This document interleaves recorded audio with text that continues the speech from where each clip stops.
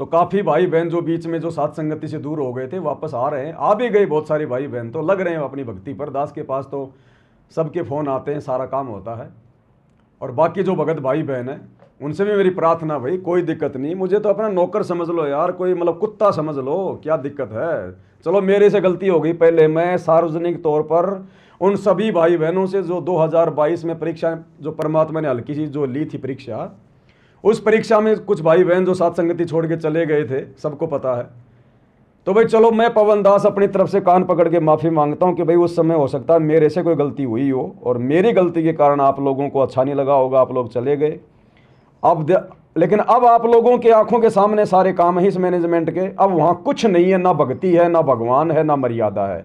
और अब साथ संगति के अलावा भाई जाओगे कहाँ तुम। तो अब दास कान पकड़ के माफ़ी मांगता है, कोई दिक्कत नहीं भाई, छोटा भाई समझ के माफ़ कर दो, मैं नीच हूँ, उस समय मेरे से गलती हो गई, अब तो कम से कम वापस आ जाओ भाई, बाद में मौका नहीं मिलेगा भगत जियो। एक बार निकला समय फिर नहीं मिलेगा। अपनी आत्मा के कल्याण को देखो, पवन दास को मत देखो और किसी को मत देखो। तुम्हें अच्छे से पता है, तुमने खूब देख लिया 2-3 साल में उस मैनेजमेंट में भी जाके। हमारी बात पे तो तुम लोगों को विश्वास हुआ नहीं उस समय, तो तुमने अपनी आंखों से जाके देख लिया ना अब इनके समागमों में, इनके मैनेजमेंट के वहाँ इनके कुक्रम आए दिन क्या हो रहा है वहाँ पर। है कोई भक्ति का नामो निशान, है मर्यादा वहाँ कहीं, है भगवान का कोई आशीर्वाद है। तो अब तो कम से कम सतगुरु रामपाल जी भगवान से क्षमा याचना करके कि परमात्मा नादान है, हो गई नादानी, वो दयालु है, कोई दिक्कत नहीं है। हम जितनी बार सुधरना चाहेंगे उतनी बार मौका देगा वो। जब सतलोक में की गई गलती को माफ़ करके आ गया तो यहाँ की गलतियाँ क्या माफ़ नहीं करेगा क्या। लेकिन हृदय से करनी पड़ेगी, पाक साफ होकर करनी पड़ेगी और एक नाव की सवारी करनी पड़ेगी। दृढ़ विश्वास कर लो कि बस अब की बार 84 से पार, और जब तक सतगुरु रामपाल जी नहीं आ जाएंगे तब तक इन आश्रमों की तरफ तो मुंह करके नहीं सोएंगे। और खुल के आओ भगत जियो।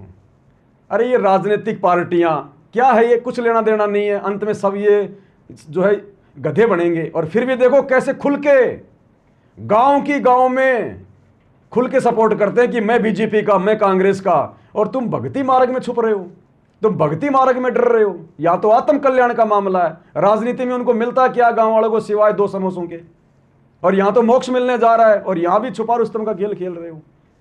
तो अब तो कम से कम खुल के आओ सामने, तब भगवान प्रसन्न होगा। ऐसे 2 नाव की सवारी में भगवान प्रसन्न नहीं होगा।